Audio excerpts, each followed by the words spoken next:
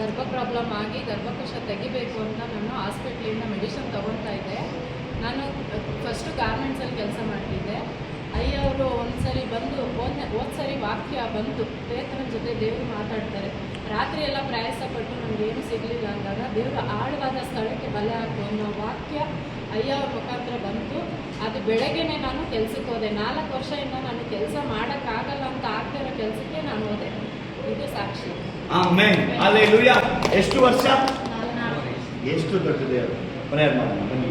Brother birthday ಇವತ್ತಿದ್ದಾರೆ. Father, எவ்வளோ பெரிய சாட்சிகளை கேட்கிற ஆண்டவரே, நீ செய்த அற்புதங்களுக்காக நன்றி ஆண்டவரே. சிஸ்டர் நல்லா ஓடி உழைக்க உம்முடைய ராஜ்யத்தை கட்ட கிருபைக்காக விசேஷமாய் பிரதர் ஆண்டவரே இந்த நாள் பிறந்த நாளை கொண்டாடுகிறார். அவரை ஆசீர்வதிங்க.